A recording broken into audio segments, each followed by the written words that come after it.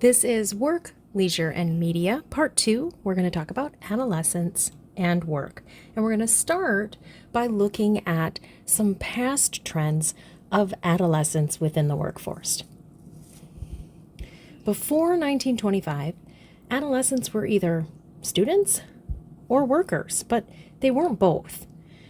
Only those students from wealthy, well-off households could even afford to remain in school and continue their education. Everyone else had to leave at some point and enter the workforce. For example, my grandfather, who will be 97 in a few months at the time of this recording, he, such a bright individual, had to leave school in ninth grade because his mom was a single mom raising 3 kids. And he needed to step up and be, quote, man of the house and start earning money to help support his mom and his sisters. And he did that so his sisters could remain in school. That was the type of thing that was going on.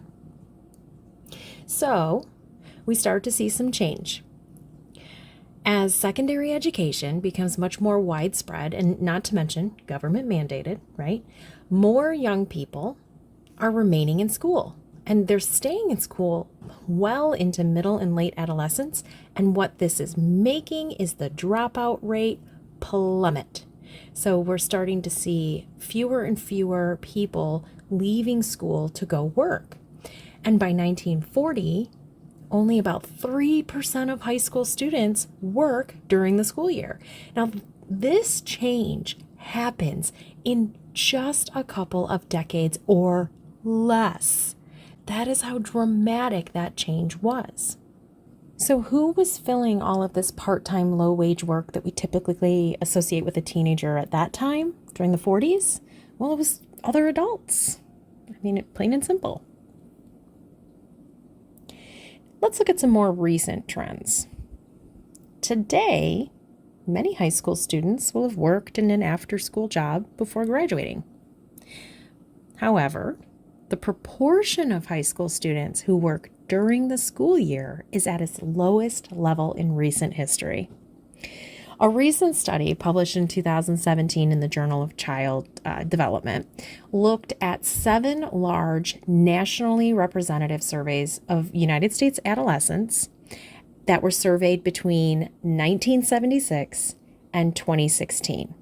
And this ended up consisting of 8.44 million kids ages 13 to 19. So this is a significant data pool. What they found was more than 70% of adolescents were working jobs in the 1970s, and that number has dropped to around 55% in 2014. So we are seeing a dramatic decrease in adolescents in the workforce during the school year specifically. Well, that kind of leads to the question of why were so many teenagers working in the 70s? Okay, well, we've got some great answers.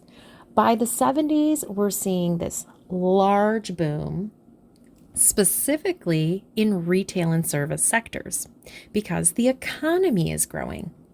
Well, who's going to fill these jobs? It just so happens that there are a significant amount of teenagers in the 1970s. Why?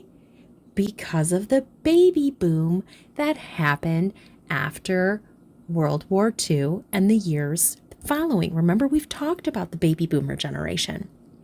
So baby boomers are at this stage in their life where they can take these after-school jobs after high school. And they're looking for part-time jobs with short shifts. They just so also happen to be lower wage, but that didn't really seem to bother them because they were very happy to fill that role. And after-school jobs pretty much became the norm. But that didn't quite last. We start to see a reversal in that trend starting about 40 years ago or so. So right after that big boom in the 70s, we start to see it drop, as we did in that graphic from that study in child development. Okay, so why?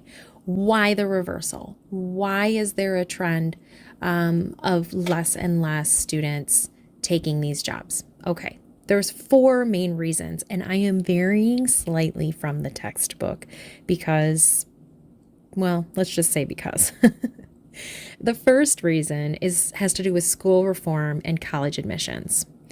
High schools start to become much more demanding about 40 years ago or so, and then even more recently in the George W. Bush administration. Remember? No Child Left Behind.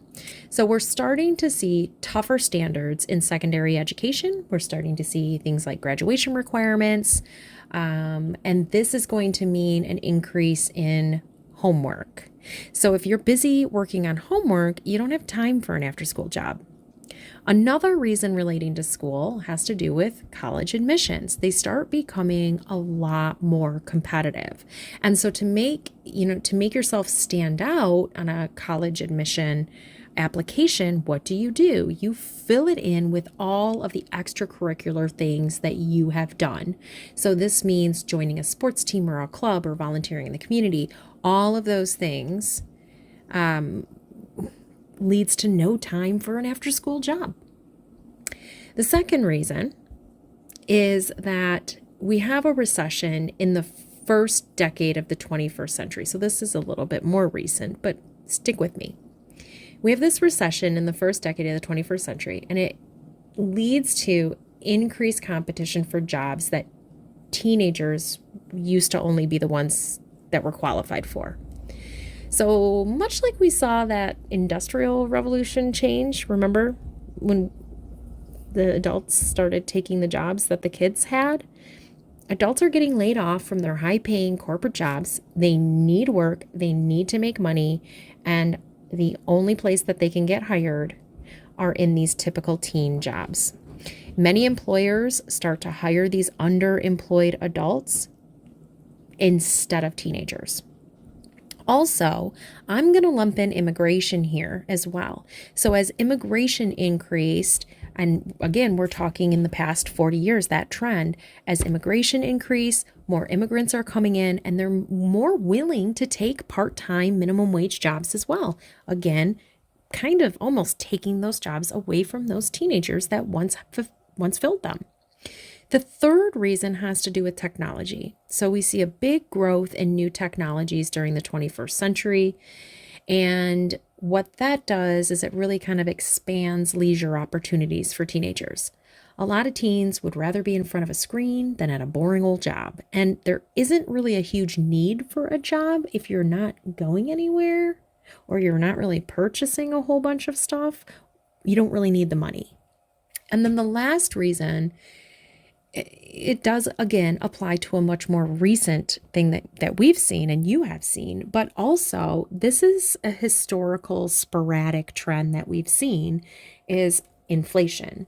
Inflation really kicks up the cost of goods and services. And as these prices around us start increasing for everything, the wages for these jobs don't really follow this trend of increasing to kind of keep pace. Pretty much, why bother? And that concludes this video.